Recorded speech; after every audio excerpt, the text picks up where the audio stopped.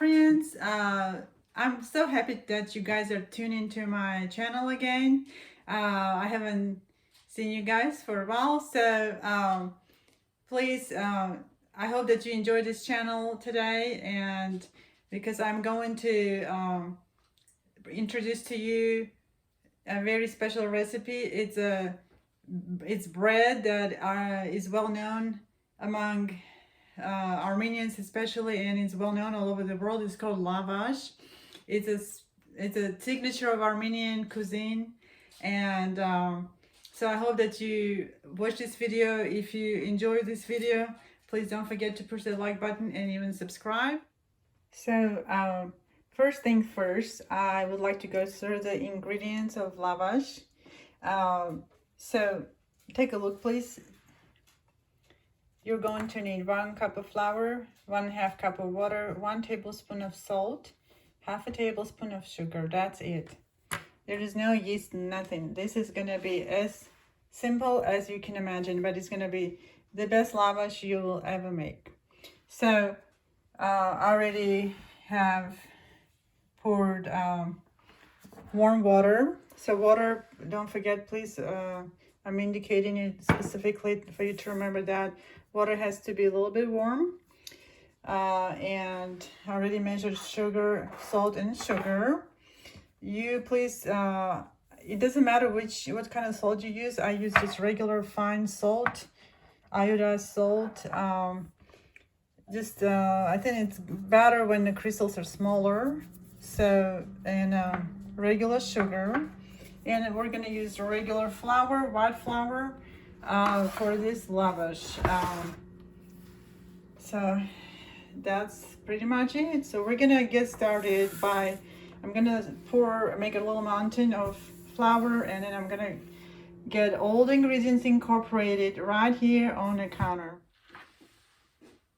So the first thing that we're going to do is we're going to measure 4 cups of flour. And the cup measure that I use is just a regular cup, 1 cup measure. And so we're going to fill out this cup measure and dump it on the counter.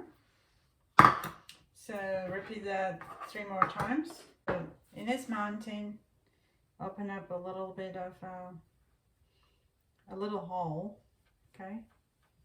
So pour sugar, all right, and salt inside of the mountain, and stretch out the mountain to the sides a little bit. It's gonna start looking like a volcano with a crater in the middle. And start pouring in this water. It's 1.5 cup of water. So let's measure. Make sure your water is warm. Okay. So fill up your crater with warm water. Okay. So we're gonna first pour 1 cup of water in there. And then we're gonna start covering the crater little by little. And if water starts leaking out, you're gonna get the flour into that water and just kind of start mixing, hydrating your flour and bringing back your water that's starting to leak out of the crater. So there you go. Work with your fingers and start hydrating your flour. Bring everything together and open up again a little opening and pour the remaining water, which is 1/2 cup of water. Let's measure. It's exactly 1/2 cup of water. So total you're using 1.5 cups of water for this. Remember that. Take a look. It's looking very hydrated, okay, at this point. But the step of letting it sit for an hour is gonna hydrate it even more and allow it to be very elastic. We need to be able to stretch our lavash when we are getting ready to bake it after we roll it out. So this is an important process for us. Okay, so I'm going to put this lavash dough in a plastic container, and I'm gonna cover my plastic container with plastic wrap and let it sit inside of the container, and you can put your container in the warmest part of your home. What I do is I hide it in the oven. So this is my big plastic container. I'm going to pick up my lavash dough and put it inside. My container has a lid, but what I figured out is that plastic wrap, covering with the plastic wrap works so much better. It creates a necessary vacuum. Set it aside inside of my oven to kind of, be warm and the necessary process to happen for my lavash. Okay, so I'm gonna go ahead and open my container and check on the dough, and wow, look at this. It looks really good. So I'm gonna take it out and set it on the counter right now. And I'm gonna show you what we're gonna be doing. So when you make lavash with my recipe, you do not need to knead or punch or whatever. What we're going to do is we're gonna stretch it from the top over like this, okay? And then you're gonna stretch it from the side to the left. Okay, let's do this one more time, or a couple more times. Stretch it over. So we're gonna go ahead and put that dough back in a container and wrap up the container with plastic wrap and put it back in the oven. So this completes step number 2, and we're gonna wait for 2 hours. Okay friends, so I went ahead and pulled out my plastic container that has the dough of lavash, and we're gonna transition to step 3. And first we'll take a look and see how our dough is looking like. So look at this, it looks like it even expanded a little bit in size, but that's not what we're worried about. We're worried about the consistency of it, the elasticity of it, because it needs to be stretchy when we roll it out and stretch it out. So it's looking really good, and it's looking very, very moist. So take a look.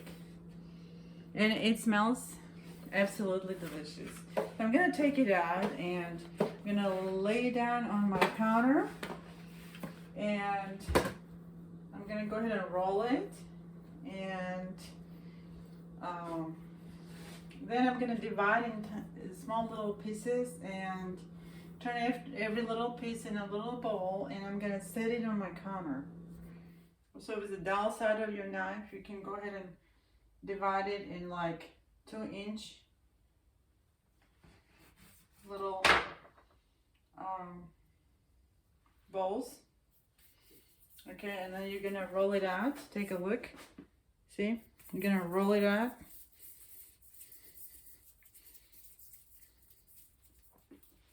For like about 20 seconds. And you're gonna set it on your counter. So as soon as I finished rolling out these pieces of dough into little balls, then you need to stretch out your plastic wrap and cover it, okay? Cover it where there's no air going in. Wait for another hour and just be patient. You know, this is bread, this is traditional bread. It's not anything that happens really fast, and it's a natural way of making bread, so you have to wait longer, and at the end it really pays off. Okay friends, so the time has come for us to start rolling out the dough, stretching it, and putting it on a baking sheet to bake. So what I'm gonna do, I'm gonna go ahead and show you every step how it's done, and enjoy this process. As you can see, I have one of those little bowls that I put it on a counter for about an hour. So you pick it up and you flour your surface a little bit so the dough doesn't stick to the counter. Try to flatten it a little bit with your fingers. Alrighty. Then flour your rolling pin And what we're going to do is we're going to try to mold this into a long oval shape lavash, thin paper lavash. So there you go.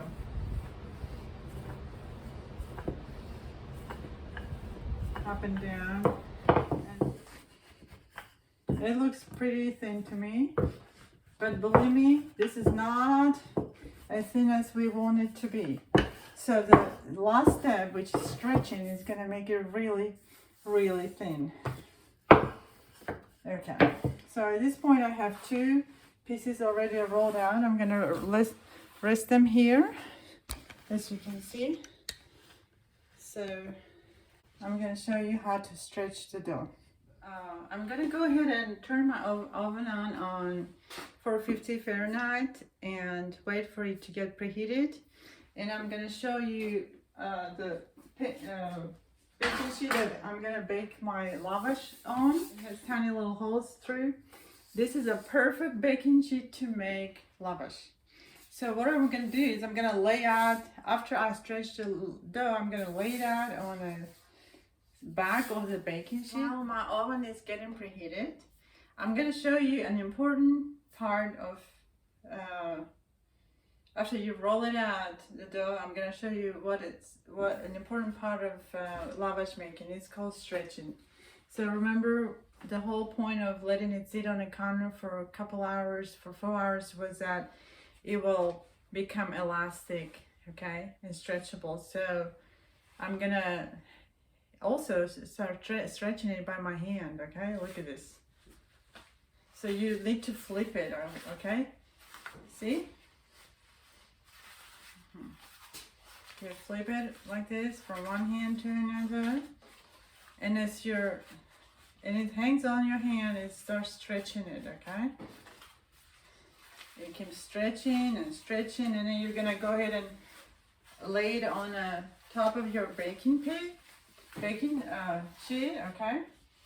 And you're gonna wait for the oven to be ready for the baking.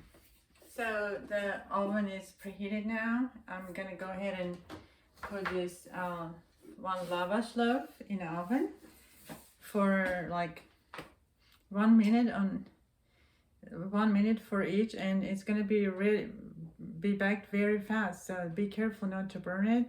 You'll see bubbles showing up on the top, and you don't need to wait for it to turn brown either. It's gonna turn into a cracker if you leave it on in the oven for a long time. As soon as you notice that it's baking, it's cooking, you gotta get it out quickly.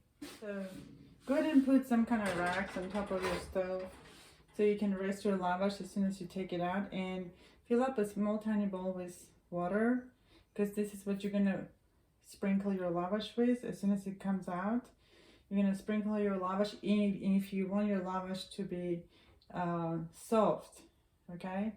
If you're gonna use your lavash as crumbly bread, then you don't have to do this. So to soften your lavash, you have to have a little water to soften it as soon as you take it out of the oven. So I'm gonna set my water here and take a look in my lavash. Okay, it's ready. Take a look. Oh, yum. It's so good. So I'm gonna go ahead and sprinkle it, okay? Look at this. Make sure you sprinkle on both sides, okay? Alrighty. Just kind of sprinkle it all around. Make sure it gets all the both sides moist and good. So it's gonna be soft. So friends, take a look at my finished product. I have about 6 dry lavash right now on my tray, and I have 8 soft lavash. So the dry lavash is going to be used for the harsh stew tomorrow, and the soft lavash, I'm going to make a wrap now called durum, and I'm going to use fresh vegetables to enjoy it. Thank you so much. Enjoy your evening. Bye bye.